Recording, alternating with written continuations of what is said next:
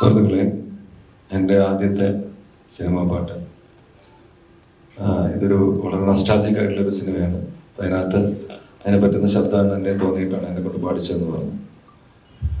എന്തായാലും എനിക്ക് നല്ല അനുഭവമായിട്ടാണ് ഞാൻ ഈ സിനിമ കണ്ടപ്പോൾ എനിക്ക് തോന്നിയത്.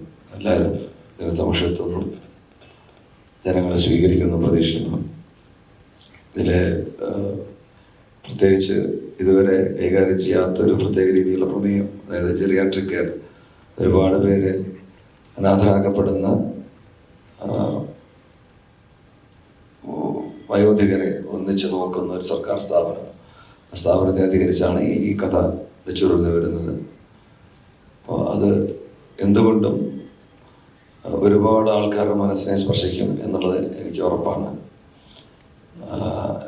ഒരു ത്രില്ലർ എന്നൊന്നും പറയാനില്ലെങ്കിലും ഒരുപാട് ഹൃദയസ്പൃക്കായിട്ടുള്ള നിമിഷങ്ങൾ ഉള്ള ഒരു നല്ല സിനിമ എല്ലാവരുടെയും മുമ്പിൽ സമർപ്പിക്കുകയാണ്. അതിനകത്ത് ഇങ്ങനെ ഒരു ഭാഗമാകാൻ കഴിഞ്ഞാൽ എൻ്റെ സന്തോഷം ഞാൻ അറിയിച്ചു. വളരെ ചെറുപ്പം മുതൽ തന്നെ ഒരുപാട്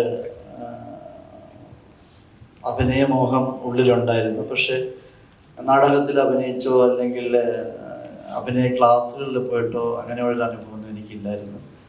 അതുകൊണ്ട് തന്നെ മഞ്ജിത്ത് അൺഎക്സ്പെക്റ്റഡ് ആയിട്ട് കണ്ടപ്പോഴാണ് ഈ സിനിമയുടെ ഒരു പ്രമേയം പറയുന്നത്.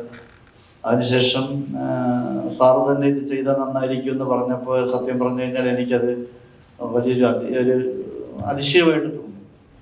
അപ്പം എൻ്റെ കയ്യിൽ ഇത് നിൽക്കുമ്പോൾ ഇങ്ങനൊരു കഥാപാത്രം എന്നും എനിക്ക് വളരെ ഒരു വലിയൊരു വേവലാതി പോലെ ഉണ്ടായിരുന്നു. പക്ഷേ എന്തുകൊണ്ടോ ഞാൻ എപ്പോഴും പ്രതിസന്ധി ഘട്ടങ്ങളിൽ ദൈവത്തോട് പറയുന്നത് പോലെ തന്നെ എൻ്റെ ആഗ്രഹം സഫലീകരിക്കണം, എല്ലാ അർത്ഥത്തിലും ഈ കഥാപാത്രത്തെ എന്നിലേക്ക് ആവാഹിക്കുവാനുള്ള ശക്തി എനിക്ക് തരണം എന്ന് പറഞ്ഞു. എന്തുകൊണ്ടോ മേക്കപ്പ് കഴിഞ്ഞപ്പോൾ ഞാൻ ശരിക്കും പത്മരാജനായിട്ട് മാറുകയായിരുന്നു. ഇതിൻ്റെ വർക്കിൽ പങ്കെടുത്ത എല്ലാവർക്കും അറിയാം, ഈ 2 ഷെഡ്യൂളായിട്ടാണ് ഇത് കഴിഞ്ഞെങ്കിലും ഇതിൻ്റെ ഷൂട്ട് കഴിയും വരെ ആ പത്മരാജൻ എന്നുള്ള കഥാപാത്രം വിട്ട് ഞാൻ പോയിട്ടേ ഇല്ല. അത് ഞാൻ വലിയൊരു അനുഗ്രഹമായിട്ട് കാണുന്നു. പിന്നെ മറ്റൊരു കാര്യം പറയുകയാണെങ്കിൽ, നിങ്ങളിപ്പോൾ കേട്ട് കാണും ഈ ചിത്രത്തിലെ ഈ ഗാനം, അത് എന്തുകൊണ്ടും എന്തോ ദൈവനിശ്ചയം പോലെ ഈ സിനിമയുടെ ആത്മാവായിട്ട് മാറി ആ ഗാനം. അതൊരു വലിയൊരു ഭാഗ്യമായിട്ട് ഞാൻ കരുതുന്നു. അതിന് ഒരുപാട് നന്ദി എൻ്റെ ഹൃദയത്തിൻ്റെ ഭാഷ ഞാൻ സാറിനോട് പറയുകയാണ്. അതുപോലെ തന്നെ ഇതിൻ്റെ രചന നിർവഹിച്ച സുനിൽ ചെറുകടവ് എന്ന് പറയുന്ന അദ്ദേഹം അസിസ്റ്റന്റ് കമ്മീഷണറാണിപ്പോൾ. അദ്ദേഹത്തിനും ഞാൻ നന്ദി അറിയിക്കുന്നു. ഒപ്പം അതിനനുസരണമായിട്ടുള്ള മ്യൂസിക്കിലൂടെ വളരെ സമർത്ഥമായിട്ട് അതിനെ സമന്വയിപ്പിച്ചെടുത്ത നമ്മുടെ സിബുവിനും നന്ദി അറിയിക്കുന്നു, മറ്റ് എല്ലാ ക്രൂവിനും. അതുപോലെ തന്നെ ഞങ്ങളുടെ ക്ഷണം സ്വീകരിച്ചെത്തിയ മാധ്യമ സുഹൃത്തുക്കൾക്കും എൻ്റെ ഹൃദയത്തിൻ്റെ ഭാഷയിലുള്ള നന്ദി അറിയിക്കുന്നു. ഞങ്ങളുടെ ഈ കുഞ്ഞു പടം നിങ്ങൾ വിജയിപ്പിക്കണം പ്ലീസ്. നന്ദി, നമസ്കാരം. സീതു സാർ സിനിമ കണ്ടിരുന്നു. അപ്പം അതിൻ്റെ ഒരു അഭിപ്രായം എന്നുള്ള രീതിയിൽ 1995 ട്രിവാൻഡ്രത്ത് ജനറൽ ഹോസ്പിറ്റലിലെ ഒരു ന്യൂസ് നിങ്ങളെ മാധ്യമ സുഹൃത്തുക്കൾ തന്നെയാണ് അത് പുറത്തുവിട്ടത്. ആ പുറത്തുവിട്ടതിൻ്റെ ബേസ് ചെയ്തിട്ട് അതിൽ നിന്നിട്ടാണ് ഈ ഒരു സബ്ജക്റ്റ് ഞാൻ വർക്ക് ചെയ്തത്. എന്നോടൊപ്പം ഒരു കോഡ് റൈറ്റർ കൂടിയുണ്ട്, അനന്തു ശിവൻ. അപ്പോൾ അതിൽ നിന്നിട്ടാണ് ആ ഒരു സബ്ജക്റ്റ് പ്ലാൻ ചെയ്തത്. അത് ഒത്തിരി ഇഷ്യൂസ് ആയ ഒരു സംഭവമാണ്. കാര്യം പറഞ്ഞു കഴിഞ്ഞാൽ നമ്മൾ പ്രായമായ ആൾക്കാരെ ചികിത്സയായിട്ട് ബന്ധപ്പെട്ടിട്ട് ബന്ധുക്കളായാലും അല്ലെങ്കിൽ സുഹൃത്തുക്കളോ ആരും ആയിക്കട്ടെ അച്ഛനെയും അമ്മമാരെയും ഹോസ്പിറ്റലിലേക്ക് കൊണ്ടുപോകും.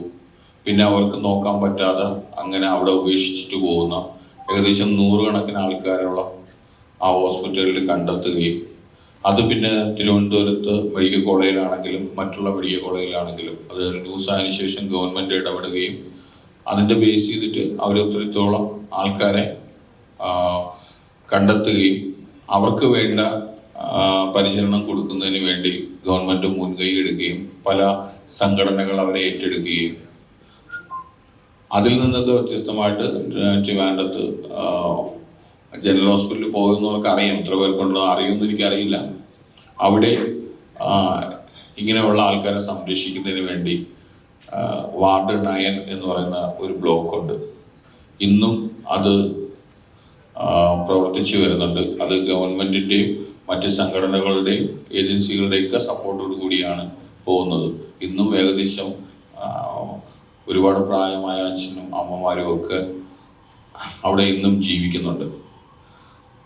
അത് തന്നെ ലോകത്തിൽ തന്നെ, അല്ലെങ്കിൽ ഇന്ത്യയിൽ അല്ലെങ്കിൽ കേരളത്തിൽ, ലോകത്തിൽ തന്നെ ഒരു ഗവൺമെൻറ് ഹോസ്പിറ്റലിൽ ഇങ്ങനെ ഒരു ആൾക്കാരെ സഹായിക്കാനുള്ള ഒരു സംരംഭം ലോകത്ത് തന്നെ ആദ്യമാണ്. അത് ജനറൽ ഹോസ്പിറ്റലാണ് ട്രിവാൻഡ്രത്ത്.